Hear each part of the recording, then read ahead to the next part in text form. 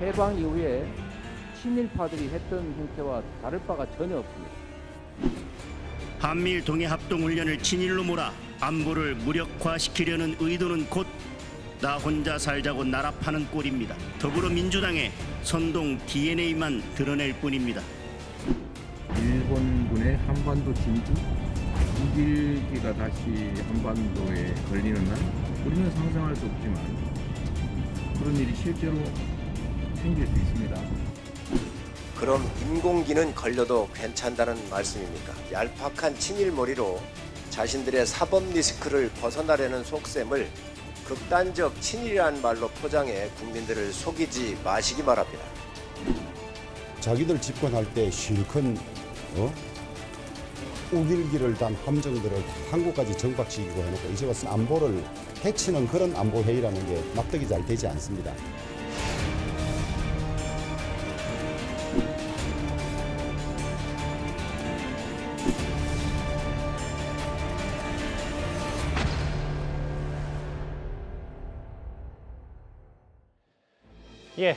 오늘 뉴스탑10은 바로 여기부터입니다. 우길기 꺼내자 인공기 맞불. 북한은 김정은의 지휘 아래 지금 단거리든 장거리든 그걸 언제 어디서든 자유자재로 쏠 수 있는 미사일 기술을 갖추고요. 이제 핵실험을 준비 중입니다. 곧 전술 핵실험도 초읽기에 들어갔죠.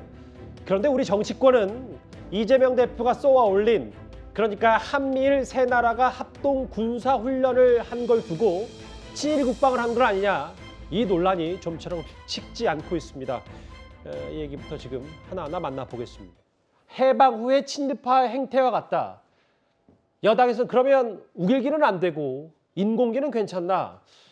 글쎄요, 어떻게 이 논쟁을 해석하십니까? 참 현존하는 국가적 위기 앞에 지금 논쟁을 벌이고 있는 정치권의 모습을 보면 글쎄요, 외국 분들이 과연 대한민국의 지금 논쟁을 어떻게 볼까 참 부끄럽기도 합니다.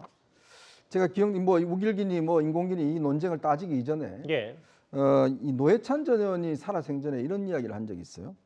우리나라가 일본이랑 사이가 안 좋아도 외계인이 침공하면 힘을 합해야 하지 않겠습니까? 라는 이야기를 한 적이 있습니다. 자, 단순한 논리죠. 왜냐하면 국가가 존립하지 않으면 사실 의미가 없지 않습니까? 자유대한민국이 없으면 무슨 의미가 있습니까? 과거가 의미가 있습니까? 일본이 의미가 있습니까? 아무 의미가 없잖아요. 가장 중요한 것은 국가의 생존입니다. 국가가 생존하지 않는 한 법, 종교 무슨 소용이 있겠습니까? 자, 지금 북한의 저런 도발을 보면 결국은 이 핵무기를 쓸 수 있다는 가능성 지금 충분히 열려 있는 상황 아니겠습니까? 그렇다면 국가 지도자가 지금 해야 될 일은 뭐겠습니까? 현존하는 위협에 대해서 국민들에게 어떤 설득하고 이거에 대한 대책을 마련하는 게 국가 지도자가 할 일 아니겠습니까? 그런데 있지도 않은 그냥 머릿속에만 있는 이 일본 문제를 가지고 지금 이 논쟁을 벌이고 있다? 과연 이 국민들이 보시기에 도대체 일본이 언제 지금 우길기로 쳐들어옵니까? 일본이 지금 쳐들어올 준비를 하고 있습니까? 지금 현존하는 위협인가요? 일본이 우리에게 핵무기를 쏩니까? 저는 이런 면에서 이재명 대표에게 물었고 싶습니다. 과연 대선 후보까지 한 분이 현존하는 국가적 위기 앞에 도대체 지금 친일론에 무슨 소용이 있는 것인지 정말 묻지 않을 수가 없습니다. 오늘 이재명 대표의 바로 저 주장에 대해서 처음으로 윤 대통령 이렇게 말을 했습니다. 핵 위협이 그날로 심각해지고 있습니다. 저는 누누이 강조했지만 굳건한 한미 동맹과 한미일 안보 협력을 바탕으로 아주 견고한 대응 체제를 구축해서 잘 대비하고 대응해 나가겠습니다. 한일 양국의 군사협력 강화에 대해서 국민 우려가 있는 것도 사실인데요. 이 같은 우려에 대해서 좀 한 말씀 부탁드립니다. 핵 위협 앞에서 어떠한 우려가 정당화될 수 있겠습니까? 저는 그렇게 생각합니다. 야당에서는 한미일 군사 안보 협력을 가지고 친일 국방이라든가 아니면 우길기가 한반도에 다시 걸릴 수 있다 이런 식의 공세를 하고 있는데요. 엄중한 안보 상황에서 그냥 이 상황을 좀 어떻게 보시는 것입니까? 현명한 국민들께서 잘 판단하실 거로 생각합니다. 이재명 대표가 쏘아올린 질문에 대해서 두 가지 답을 했어요, 윤 대통령이. 핵 앞에서 어떤 우려가 정당화될 수 있냐. 야당에서는 야당 대표가 친일 국방 공세를 이어가는데 국민께서 현명하게 잘 판단한 것이다. 어떻게 받아들이셨어요? 잘 아시다시피 우이의 말 핵 앞에서 어떤 우려도 정당화될 수가 없다. 이런 얘기는 결국은 이제 지금 이재명 대표가 쏘아올린 저 핵 문제 뭐 이 친일 국방 문제 뭐 이런 부분에 관해서 제가 보기에는 예.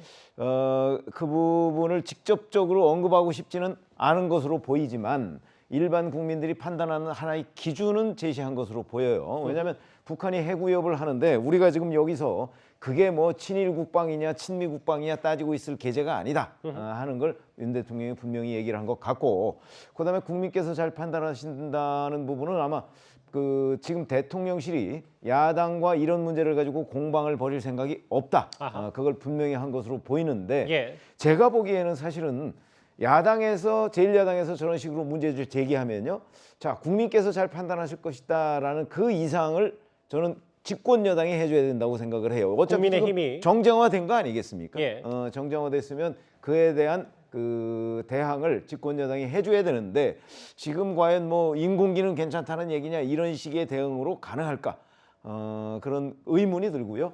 그다음에 국민께서 판단하신다는 거는 이제 전문가들이 이 문제에 관해서 이런저런 오늘도 우리가 뭐 논의를 하지만 예. 그 아마 논란을 벌일 텐데 이게 정파적으로 논쟁을 벌이다 보면요, 그 옳고 그름이 잘 판명이 안 될 때가 많아요. 그런 부분도 대통령실이 좀 경계해가면서 대응을 해야 되겠다 이런 생각이 듭니다.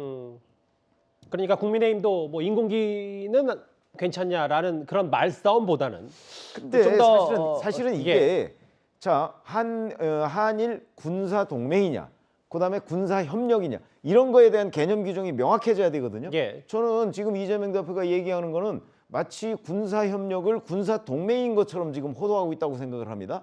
그런 부분은 근데 일반 국민들은 전문가가 아닌 이상 그런 부분을 자칫 혼동하기가 쉬워요.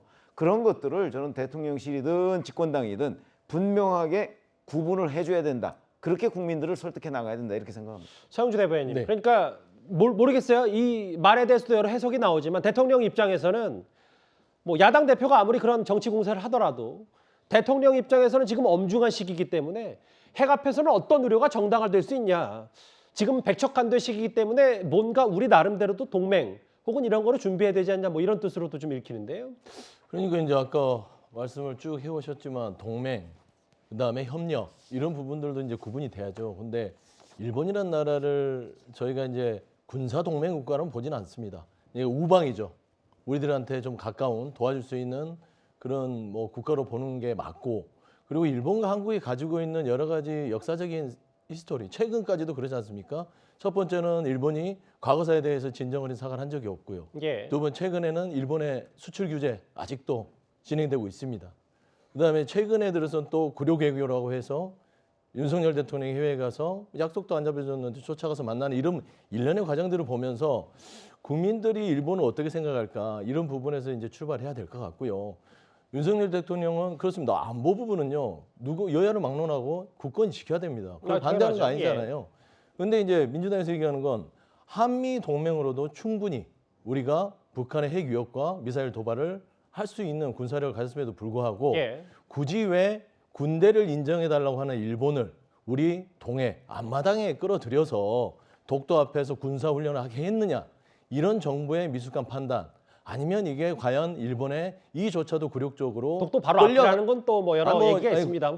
말하자면 185km 떨어졌으니까. 이게 왜 그러냐면 예. 국민들이 알아야 될 게 동해에서 훈련하는 건 최초입니다.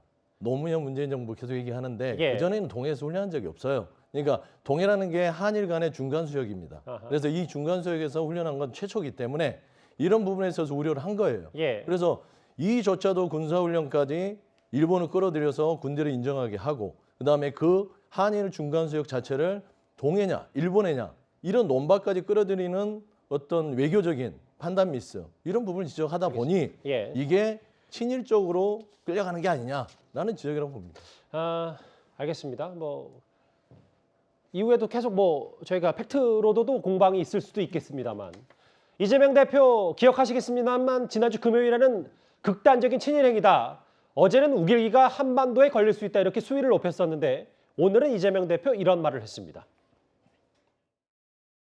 이명박 박근혜 정권이 밀실에서 강행했던 지소미아 문제부터 이번 윤석열 정부의 한미일 합동 실전 군사 훈련까지 보수 정권이 들어설 때마다 일본의 군사 이익을 하는 행태가 반복되고 있습니다. 이러한 문제들을 지적을 하면 수용을 하는 것이 아니라 어김없이 시대착오적인 종북몰이 그리고 색깔론 공세를 펼치고 있습니다. 해방 이후에 친일파들이 했던 행태와 다를 바가 전혀 없습니다. 장현주 변호사님, 시대착오적인 종북머리로 색깔난 공세를 펴고 있고 해방 이후의 친일파 행태와 다르지 않다. 이 비판 수위를 굽힐 생각이 이재명 대표 없는 것 같은데요.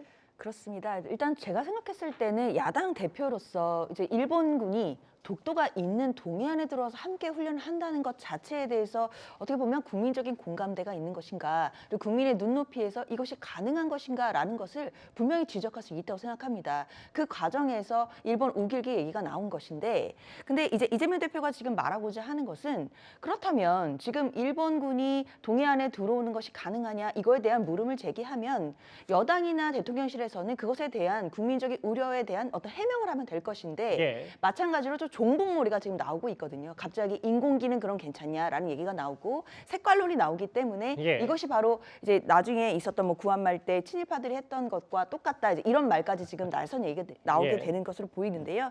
사실 지금 국제 정치가 각자 도생의 어떤 생태계가 된 지는 오래됐고 지금 한미일 공조가 필요하다라는 부분도 전문가들이 대부분 동의하시지만 문제는 삼국의 계산은 각자 다 다를 것이라는 거죠. 그러면 지금은 굉장히 치밀한 외교가 필요하고 예. 일본이 우리에게 협조를 하는 만큼 또 우리도 일본에게 줘야 될 것들이 있을 텐데 그런 부분에 대해서 얼마나 국민적인 공감대가 있고 깊은 또 성찰이 있는지에 대해서 분명히 야당 당대표가 지적할 수 있는 부분이다라고 생각이 듭니다.